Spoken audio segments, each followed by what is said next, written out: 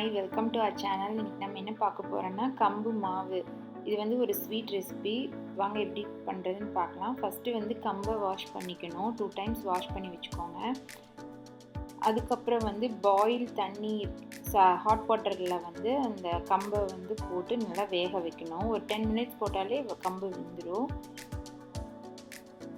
அதுக்கப்புறம் வந்து கம்பை அந்த ஈரமெல்லாம் வந்து போக வரைக்கும் காய வைக்கணும். ஒரு ஒயிட் கிளாத்தில் வந்து இந்த மாதிரி போட்டு காய வச்சுக்கலாம்.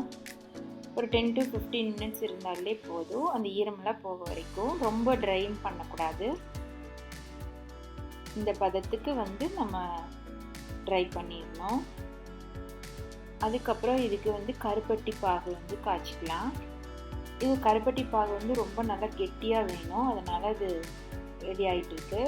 இப்போ வந்து நம்ம இந்த ட்ரை ஆன கம்பை வந்து மிக்சியில் போட்டு நல்லா நைஸாக பவுடர் மாதிரி பண்ணி ஜலிச்சு எடுத்துக்கலாம். அதே மாதிரி எல்லா கம்பையும் வந்து மிக்சியில் போட்டு இந்த மாதிரி ஜலிச்சு எடுத்ததுக்கப்புறம் பெப்பர் பொடியும் சுக்கு பொடியும் வந்து நம்ம ஆட் பண்ணி மிக்ஸ் பண்ணிக்கலாம். அதுக்கப்புறம் வந்து பாகு பாருங்கள் நல்லா கெட்டி ஆயிடுச்சு. இந்த அளவுக்கு நம்ம பாகு காய்ச்சணும். போட்டு நல்லா மிக்ஸ் பண்ணணும். ஃபஸ்ட்டு பார்த்தா நான் ரொம்ப சூடாக இருக்குன்னு சொல்லிட்டு நாங்கள் ஸ்பூனில் மிக்ஸ் பண்ணிகிட்ருக்கோம். கொஞ்சம் ஸ்பூன் சூடு போனதுக்கப்புறம் நம்ம கையை வச்சு மிக்ஸ் பண்ணிக்கலாம்.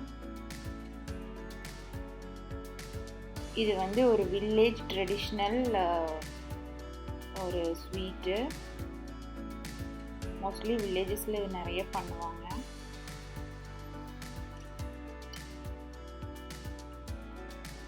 இந்த பாகு வந்து கொஞ்சம் சூடு ஆறிடுச்சு. அதனால கையில் போட்டு நல்லா வந்து அந்த பாகு எல்லாம் மிக்ஸ் ஆகிற மாதிரி நல்லா பிசைஞ்சுக்குங்க.